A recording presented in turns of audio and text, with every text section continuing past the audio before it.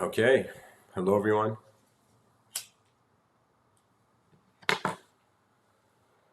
Welcome to the last episode of 2020. Hopefully, I could wrap this up in an hour.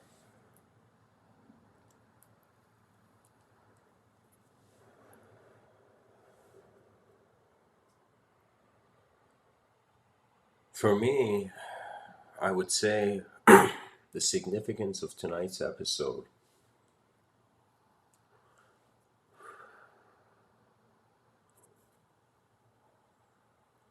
voice activation of the dormant universal mind.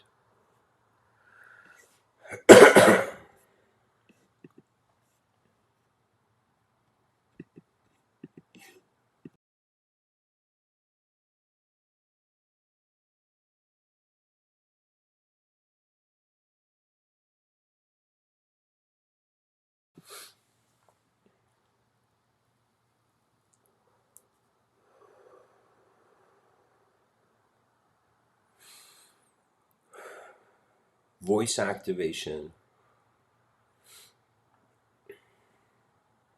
we have an experience of that concept with technology.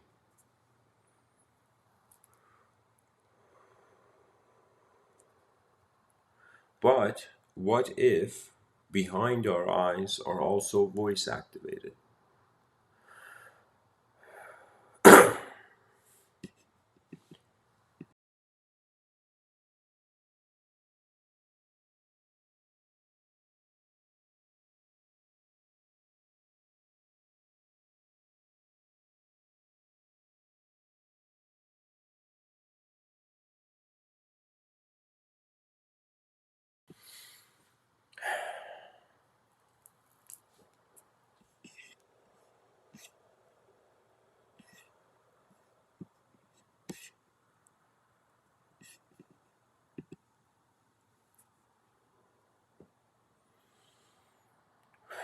I mean, honestly, what can I say?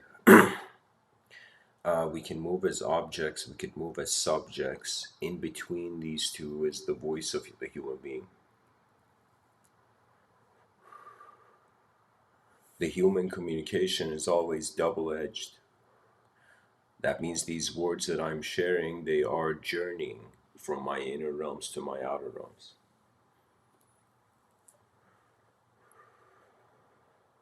And if one was to fathom from the beginning of their life until now, how many concepts, ideas, mindsets, views of the moment, world views of the moment have come and have been accessible and have been visible in the inner realms, but the person hasn't acted out on them. You know,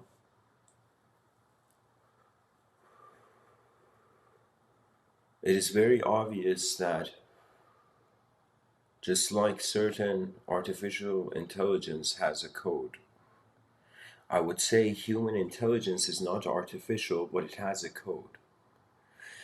And the code and the program that is functioning in the human being is, of course, language. We can't ignore this. Anytime a human being gets emotional, they get emotional because the probabilities of their world story has changed. That means if a person uses their free will throughout the day to be a certain character in a certain story, if that character in that story is disrupted and the person gives the outer realm an allowance to change their inner realm, you know what it's like? It's like holding a candle in the dark and then being upset why moths come around it.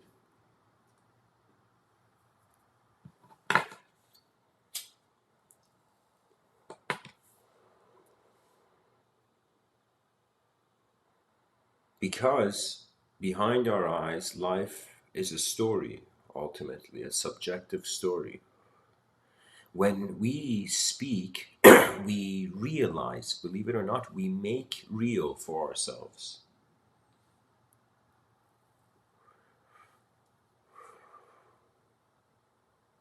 individualism in that story.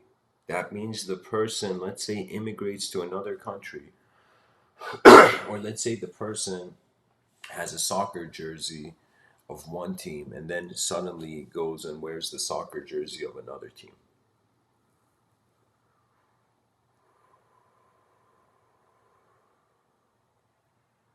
That soccer jersey is a completely different architecture of language. I would say we are attributeless beings choosing to live through attributes. I feel that the mysteries of consciousness are untouchable, not inaccessible, untouchable.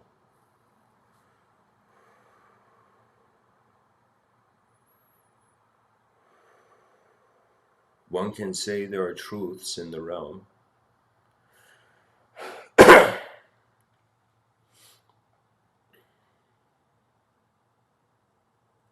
that they cannot be accessed by individuals. No individual has an authority because no individual even needs to see it. There's some things in nature, it's as if a young child doesn't need to know the blueprint, the architectural, blueprint of like the house it's sleeping in.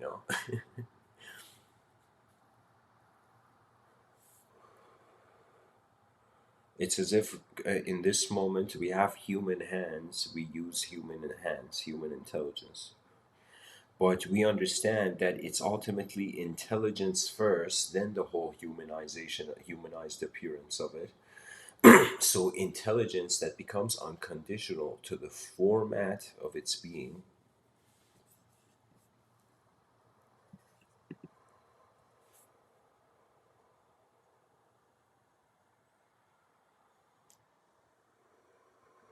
I feel a great silence will find those who are blessed.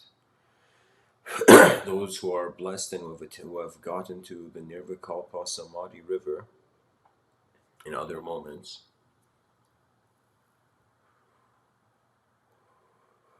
The blessed ones of the realm, the great silence of the world finds them first. I will tell you, all those human beings silenced when they were young are pushed by nature to be observers of the realm. This is why the middle child usually has let's say there's like a family, three brothers, younger brother, older brother, and then the middle child, right? Now, what's going to be very interesting is as time goes forth, because like the two younger brothers, the older brother takes care of the two younger brothers. But the middle brother, when the older brother gets old and when the younger brother is coming of age, it's like the whole dynamic changes.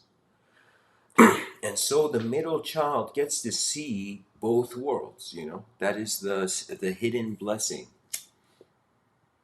I'm not a middle child, I'm personally a twin, but I have observed this. And the significance of it is a choice. Does one choose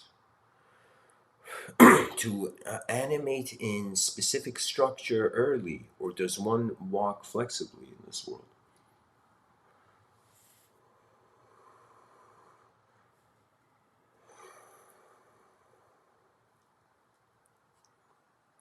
I believe it was John Lennon, something that was this kind of story attributed to John Lennon, where John Lennon's a kid and the teacher's like, all right, kids, like in a classroom, and tells the kids to like write whatever they want. And John Lennon writes, evidently, I want to be happy. And the teacher's like, you didn't understand the question, kid, And he looks at the teacher and says, you didn't understand life. And I'm sure he didn't know, like at that age, probably he didn't. But really, what he meant, like what the story is there to say,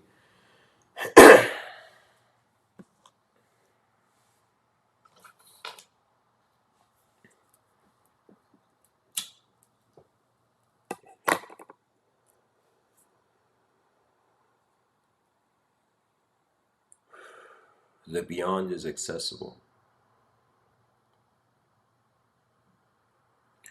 There has been certain moments where you can say in the shamanic experience there is involuntary behavior because the being trusts the whole moment. Now, this involuntary behavior can also appear for the mind.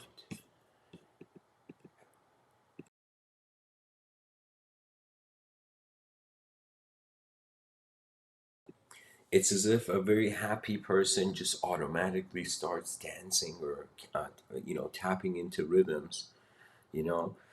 Now, suddenly, when the mind becomes happy, it goes into rhythm without reason. Now, that rhythm, its behavior, I would say, has to do with the voice. There was this game called Skyrim.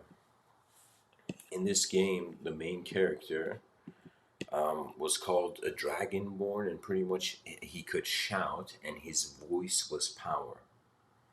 His voice was a sort of force to be dealt with, you know.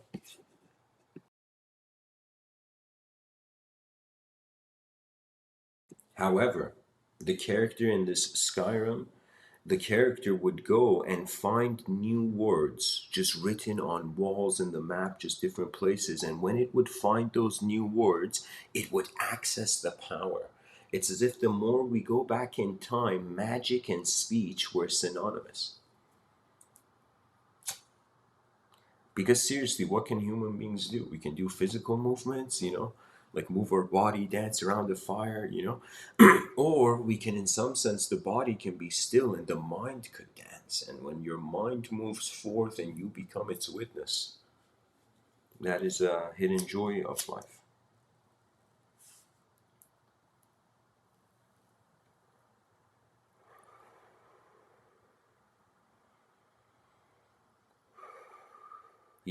The significance of language has been echoed on in history in different ways. From the secular development of just a creature that could make mouth noises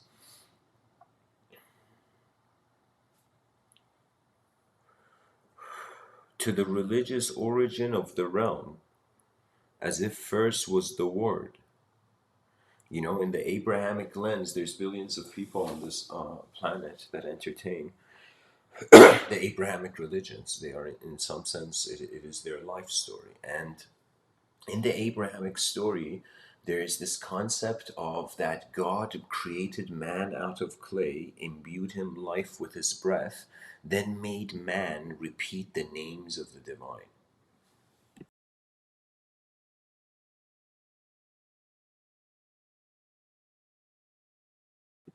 Now, this notion is very intense because it suggests that after something has formed, the next thing for it to do is speak, for it to communicate, for it to be some sort of dynamic expression of the moment. That means it's like, even through the Abrahamic lens, it was like what was clay started repeating all the names, and so in some sense attained a mind. And I feel it is an exposure to our dimensional intelligence that one is accessible in it, one finds access in it. You see, there's a memory that relates to one from the beginning of this life up to this point, there, which are very vivid conscious frameworks of just conscious memories in this life. Now, if one was to reverse engineer towards the edge of their memories, they would come to a certain point where it reaches the unknown. When it reaches the unknown,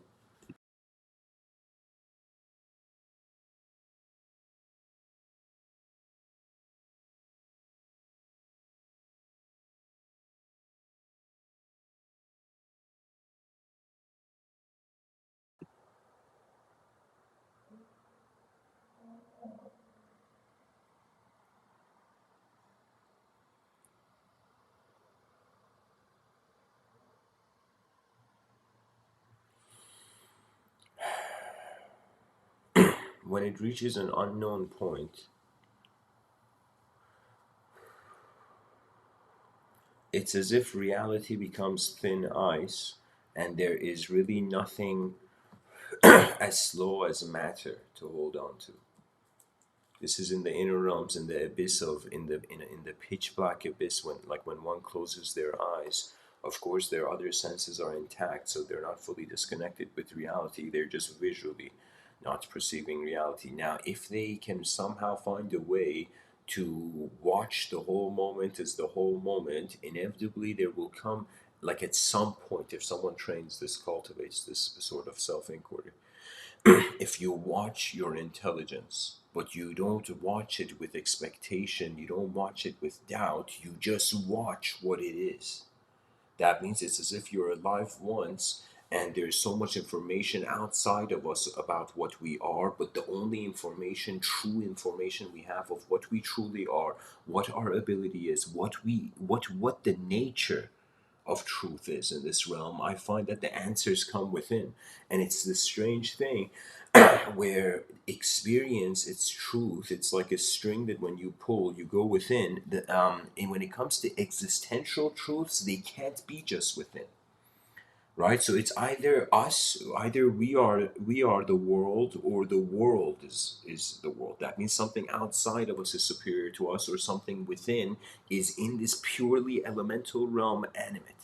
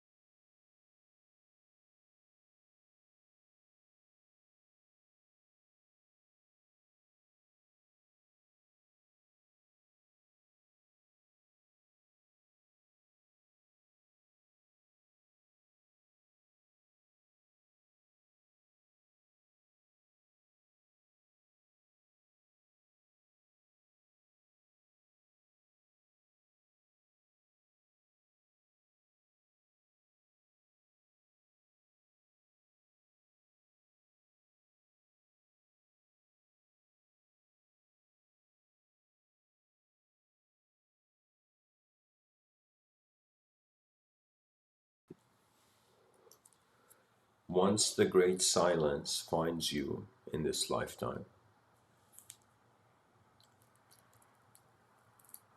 there will be a complete letting go of every way conception has moved in your being, and you become like the silence. When one is like silence, there is nowhere to go, as if it doesn't matter if the person had fear, didn't have fear. It doesn't matter if the person had desire or didn't have desire. It didn't matter if the person did something or didn't do something. In silence, all come from the same moment. That is the power of nature. It never leaves one alone because of its blessed ability. You see, it's as if we don't realize it, but there is, for me, this planet of ours is royalty. Out of all the other planets in the solar system, this planet wears the crown of civilizations on its head.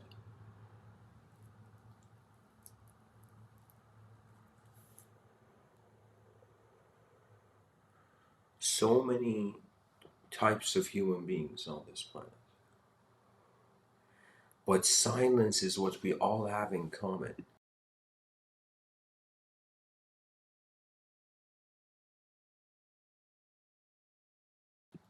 That means, strangely, human beings have way more I don't knows in common than ways they know things.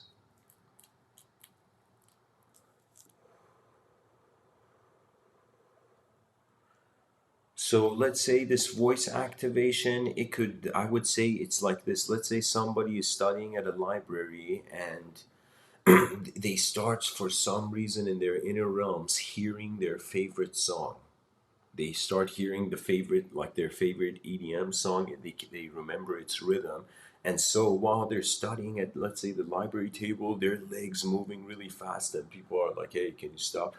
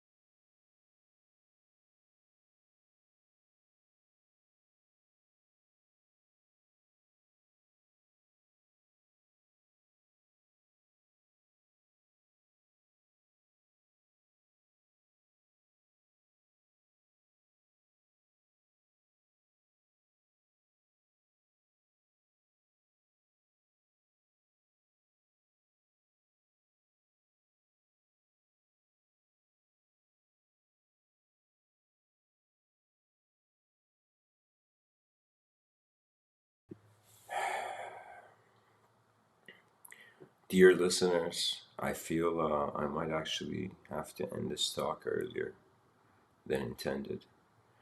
But I want to leave you with a few closing remarks. First, Happy New Year to everyone.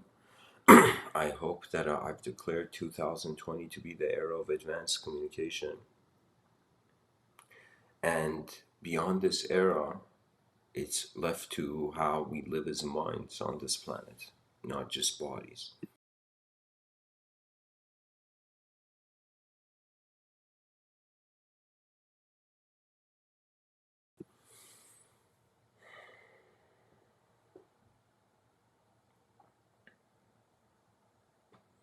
The mind's life is the greatest way we concluded all that was aware, all that is in our awareness. I would say mindfulness is key. Bertrand Russell, this great thinker, he said this important moral advice to the species, and he said charity and tolerance.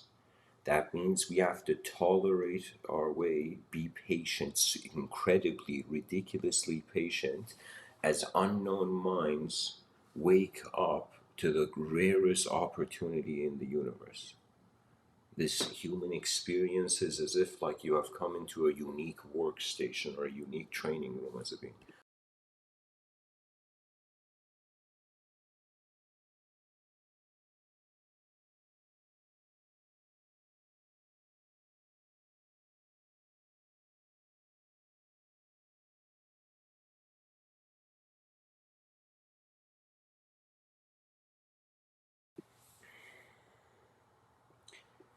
And really, this whole thing about voice activation of the dormant universal mind, our voice is our spirit.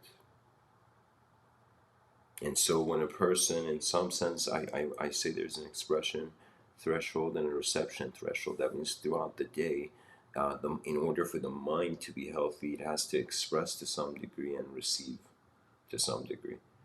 And so as communication all over the planet advances, because after we have advanced physical phenomena, like that would be the only thing left. And as we start advancing the mind, we're going to come to this very interesting realization that the world on an ideological hasn't been updating ideologically. People are more fighting over options placed in front of them rather than being explorers of the overall system. And so, if we have 8 billion advanced communicators, explorers of their realms, both the inner and outer, we take the outer realm seriously, how an object is projecting a subject. We take the inner realm seriously, how a subject is projecting an object.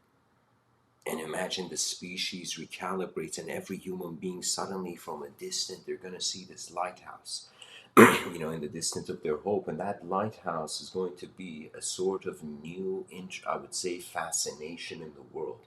I would say there is the enlightenment that people seek in many traditions. Really, for them, it's an escapism out of the burden of individualism.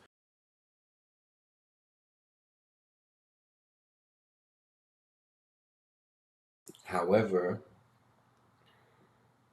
I would say it's more like one finds a moment where there was nothing wrong from the beginning. They take a breath in that moment, and then they walk in the realm again anew.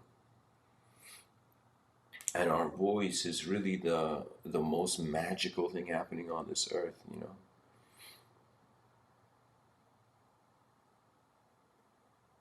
That means it's like if we didn't have voices, what could we do? Just body language the whole time. So there is something more. This is a privilege, an opportunity. It's as if whatever happens in the lifetime, if one lives with an honor of the human being sensitive to being life sensitive to the human framework, it's as if it whatever happens in this life, one feels as if they participate, not participate. They honored the human experience, whatever it was, as if been there, done that kind of deal.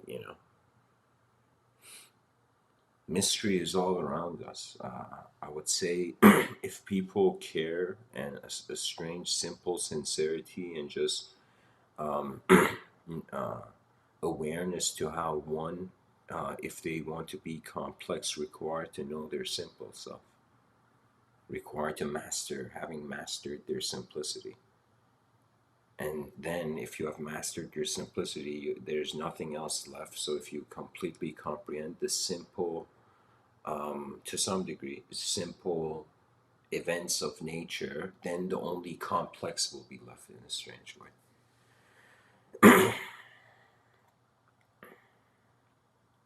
You know, even though the philosophical side of me kind of inclines towards how Plato said time is the moving image of eternity,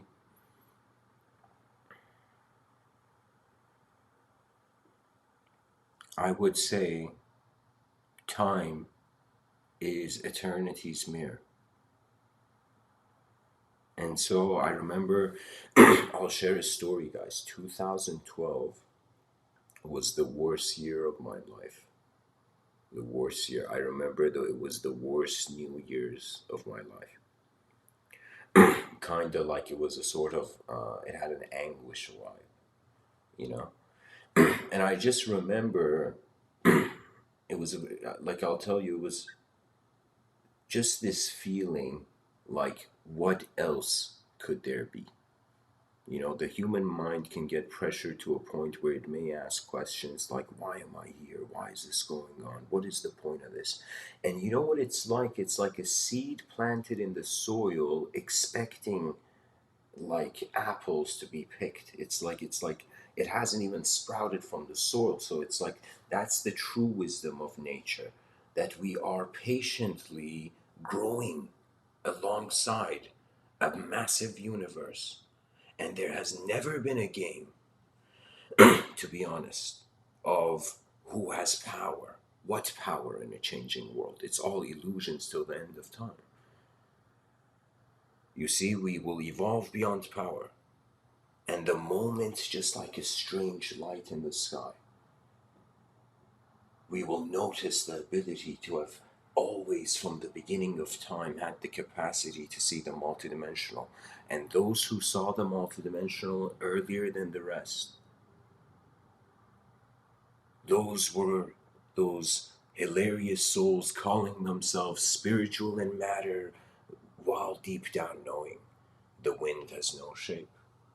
You see, do not fear the winds of evolution. I'm telling you, these eyes that we're looking through, these eyes don't belong.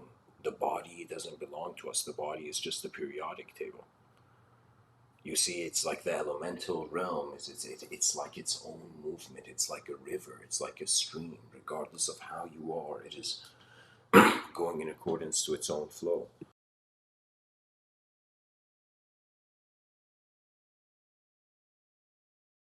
And I just remembered before I end off, I want to say, I want to share a story, something that's in the subtitle. I've said about incarnating in language. There's a very important figure, and I don't know why in my life this character has been very significant, just the impression it has had. And it's this character named Rishi Vyasa, where people would call him the incarnation of God in language. And there's a story about him I want to share. So he is the author of the books such as the Bhagavad Gita, such as the Puranas, and this is long time ago. I don't know the exact date, but a very long time ago. And so Rishi Vyasa, he writes the Puranas, these 18 unique books that have some sort of value to culture. It's like a very deep analysis of everything going on.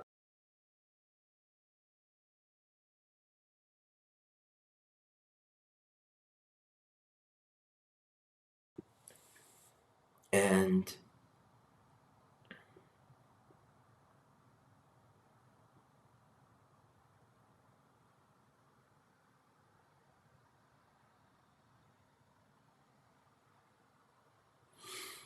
he writes these 18 books on leaves back in the day, back in the day where people were like, book, bro? Seriously, we're all like looking for food and fighting in battle. You're writing books, you know. But Vyasa, it was as if his mind had noticed the timeless. It was going in accordance with a different flow. And so Rishi Vyasa, after writing the 18 books, his heart doesn't feel fulfilled. That means it has nothing to do with what one gains or not, what happened or not. It's just whatever has happened, the heart doesn't feel content. Something is as if being held tightly in one's intelligence, in one's awareness. So Rishi Vyasa, in some sense, he doesn't feel content, and suddenly the story goes like this, where they say an angel comes to Rishi Vyasa, and this angel says, "You, Rishi Vyasa, you will not be find that ultimate contentment until you write not about how you have intellectually processed truth, but you write about your love of truth."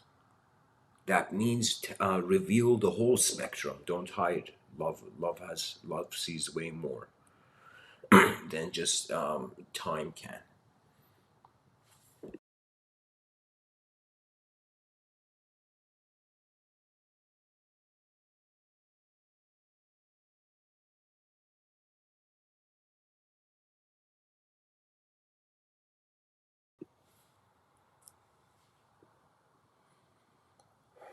Rishi Vyasa writes that book, and it's called the Srimad Bhagavatam, the Bhagavad Gita, and it's pretty much God talking to an archer.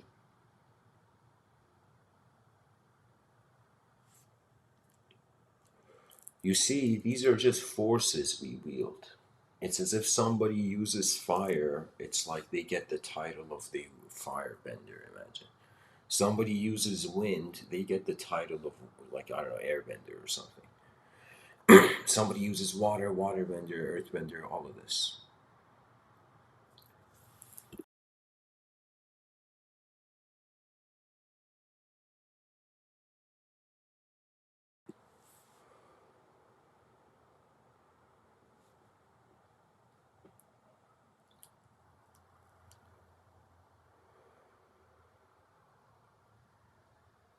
The voice is a gift that must be opened.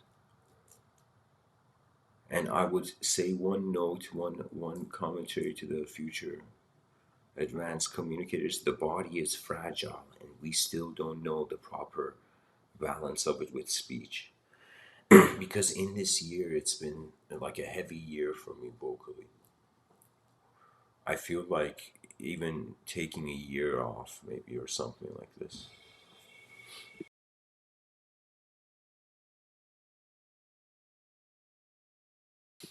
However, whatever I do, nature moves, and unknown variables just arise.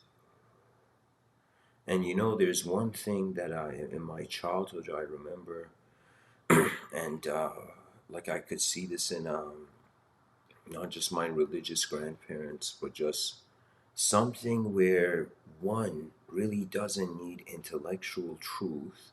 One needs solace in the universe. One needs a contentment, right? And so that contentment is either they are in, like, basking in the glow of something, or they are directly in the glow. It's as if the person was looking for the sun, then they realize they are the sun.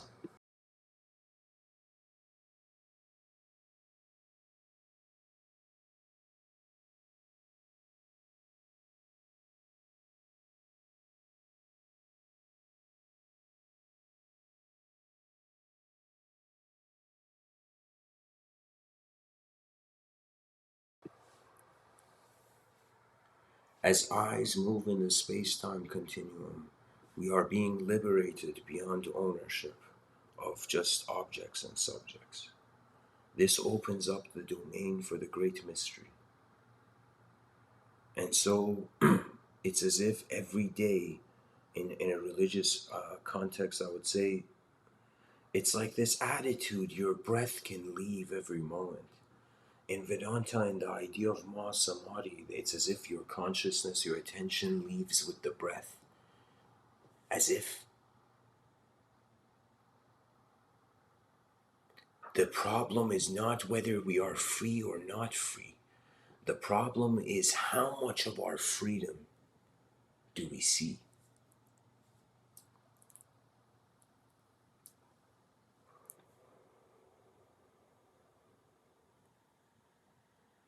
The poet Hafiz says, the light of the sun hits endless objects, and all the shadows cast are like all the different types of truth there can be. But I feel we are all the shadows. The appearance of form is the shadow of energy. And energy is as if there is a hidden light behind it.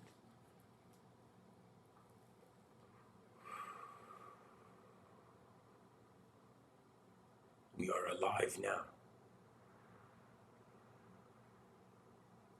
And we don't even know what the now is.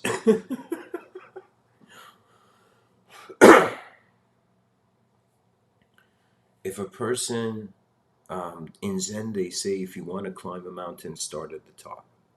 If a human being wakes up and simulates, literally their brain perceives a realm where the future is inefficient, then they have set the context of their world as inefficient. I would encourage in this new year people try to wonder what it would feel like if civilization was advanced right now. As if allow yourself to for one moment wonder in every moment of your life, what if there was an advanced possibility. I mean, the reasoning would go like this, where anything someone does, there's probably someone in the planet who does it better. Like it's like that's probabilistically, like that's, you can fathom that, right?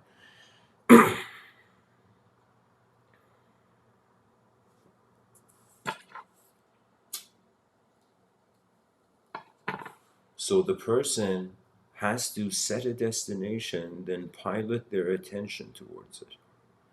If they are not starting at the top of the mountain, they have denied themselves the same simplicity as they accepted inefficiency, accepting efficiency. You see, that's the whole thing. This whole idea of strength and weakness, efficiency and inefficiency, it's kind of like it's like if you strip away the emotions, it's just geometrical choice. And so when one realizes a level of reality, especially when it's in manifest visual sensory three-dimensional kind of space, reality, it would be like we allow observe what is in front of us, in front of our eyes, to become an ally of the moment. We allow what is behind us to become an ally, and then all that is known. I'm telling you, one's comrades are not just like a person can never be alone, because in their memories there are various archetypes. There's so many. Like when I think about the concept of memory, I'm like, isn't it strange? A person remembers something from the past, and we're like, that's totally normal. And a person like visualizes a dragon, and we're like, yo, what are you doing? That's abstract, fake vision. It's not real. So I'm telling you, it's one of those things where you treat your world as if its divinity is everything. You see, there is no self to search for truth after some point. That's the hilarious thing I feel every truth seeker will realize. Whatever the past promised, the future will surprise.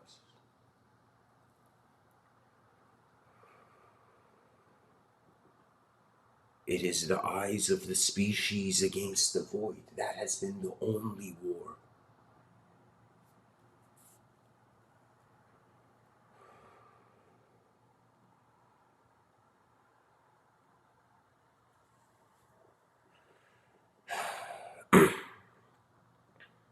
I would say not a happy new year, happy 10,000 years. If a person has had an ability to be weak or in some sort of suffering or dismissal, that's the geometry where the reverse of that is the strategy. The will to just go forth and the world will change. And the only, I would say, prayer that like here's the thing, hilariously, the prayer of a finite being is just completion. The prayer of an infinite being should be incompletion. That means if we were infinite, we would be like more, more, more, more, you know? But because we're finite, we're like, we just want to wait, we just want contentment.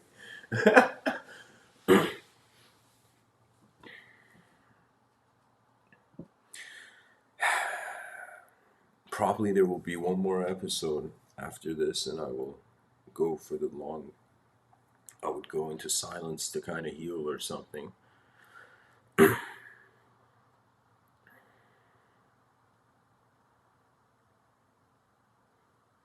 But I would say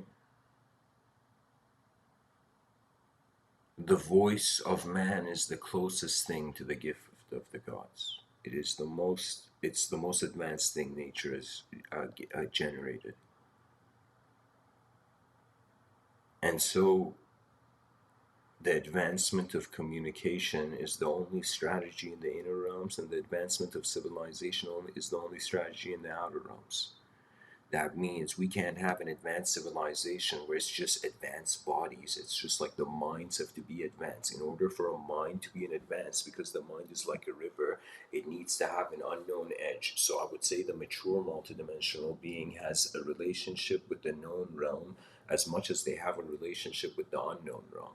Because in the known realm, you find randomity. That randomity points towards the meaningless. The meaningless is another translation of chaos. So you see the effort of humanization, it's like we bring meaning. It's as if every moment we are sculpting ourselves in our attention. The mind is in this endless reinventionism, as if, oh, new stimulus, new senses, as if like the mind is sitting at a table filling paperwork, and just every time we move as a human being, stacks of paperwork are being thrown on the table, and the mind's like, you kidding me?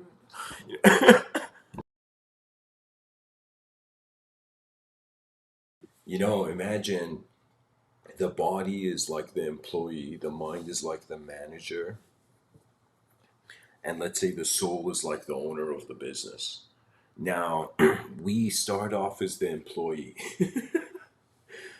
And as the employee, we're just trying to follow what other minds are saying, sometimes what our mind is saying. We haven't learned to become the manager of our intelligence, right? That's why I keep saying pilot your free will. Realize you're a pilot. You don't have to just settle down into linguistic architecture as a belief, like, or disbelief, which is a belief on it.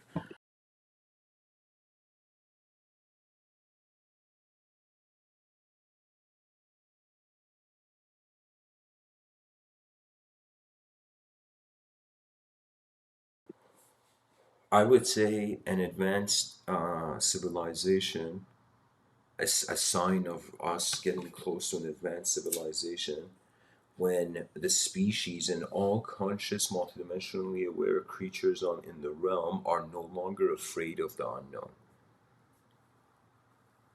We should literally have a day where all human beings just gather around, and in that day, they all just start laughing. Let's call it the Great Laughing Day, right? And people are like, why are we laughing today? It's like, imagine you're part of a crowd on this special day, in human history, annually, the Great Laughing Day. Okay. And so why are people laughing? It's because we're on a rock in the middle of nowhere. A lot of reality is self-acclaimed. It's literally we're saying, all right, you get to be this sound, you get to be this symbol, this object gets to be this subject, you know, rather than realizing the texture and the reality of the subject surpasses. It's just like experience at some point. It's like attention can't get hurt, but it can observe pain, for example.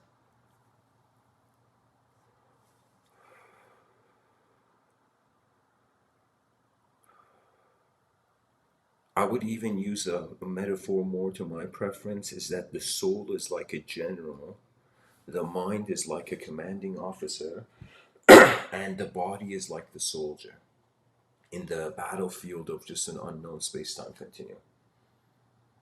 Now, what would the strategy be?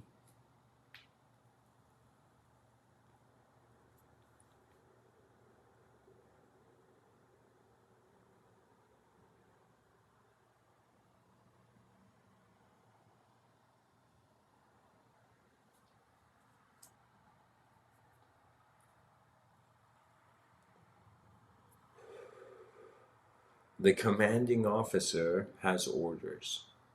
This is the genetical programming to some degree, and it is also one's conditioning as an idea.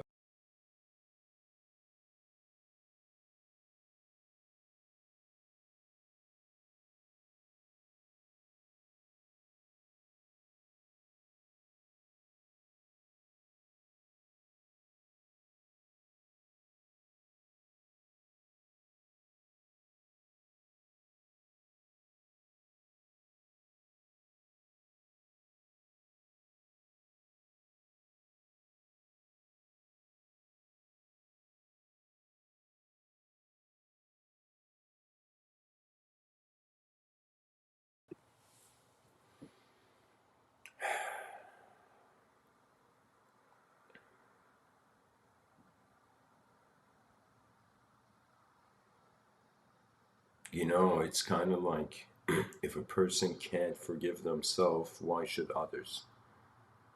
If a person can't move themselves, why should others? If a person can't pilot their intelligence, why should others? Now, that why should others is responded to through the idea of an advanced civilization, which is like, okay, what's the fastest way we could see the most advanced expression of the human species? And the most advanced expression of the human species, just like the bees, is like a hive. So that hive, like the beehive, for the human beings is equivalent to the advanced civilization.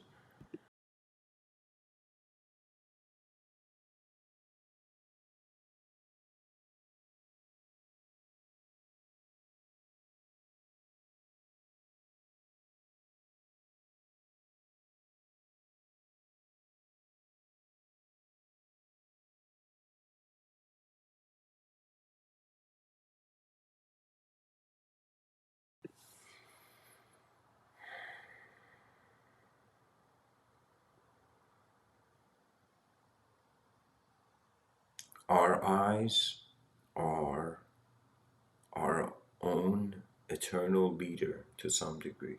The presence of truth, if it is beyond what can be personalized for human comprehension and understanding, just because we can't fit something into the human narrative doesn't mean it's not real. So reality becomes just the mystery of one's own eyes. As if you study the known self, you study the unknown self, you study the known world, you study the unknown world.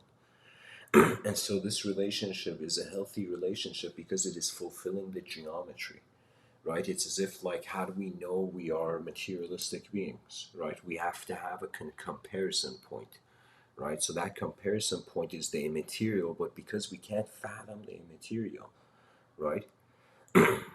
So it's in some sense we are using the invisible to know ourselves as visible, but in society we think we're only the visible. So there's way more to one's intelligence, and there's a hope in the outer realms where somebody's gonna come and lift you up from the chair, and there's a hope that one finds in their inner realms when they realize the moment can be lived different. And this is really my goal for next year. Hopefully these additional sounds in the streams won't be heard.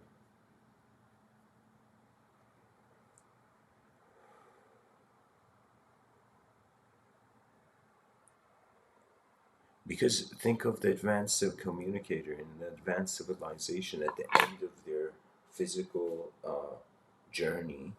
It's as if you bow at the realm. It's as if the performance of a lifetime as an evolutionary being, as a creature in the realm. It's like that in some sense completes. And so silence is a friend to the wise. To those who desire and fear plagues the fields of their mind,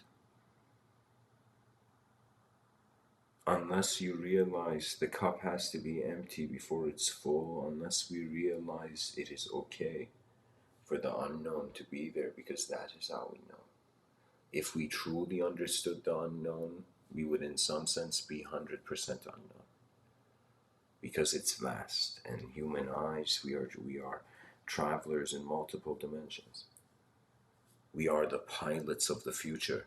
We are piloting the potential of the future based on how we're living now. The era of advanced communication has begun. What that means is every human being, there is a silent life behind your eyes. That silent life can be wielded by you, shaped by you as a gift, some sort of gift to give civilization. To a point where in the future I saw everybody has a great work. They just create this portfolio of just their how far their human vision went, and the more honest it is, the more honor there is.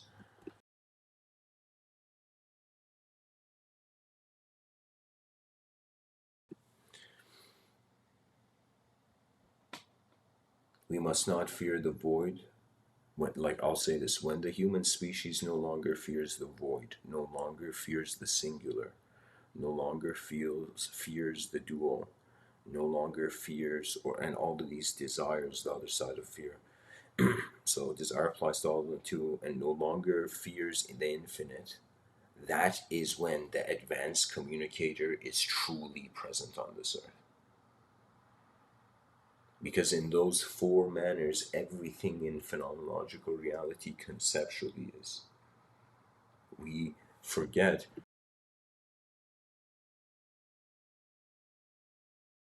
how much of our comprehension has a numerical, uh, you know, what's the term, underlay.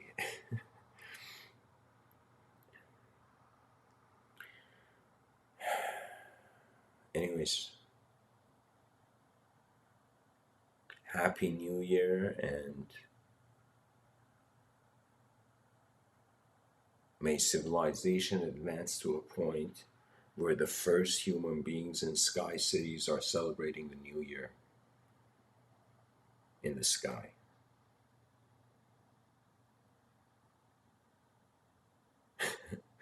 Rise, mankind, rise. Thanks for listening. Namaste.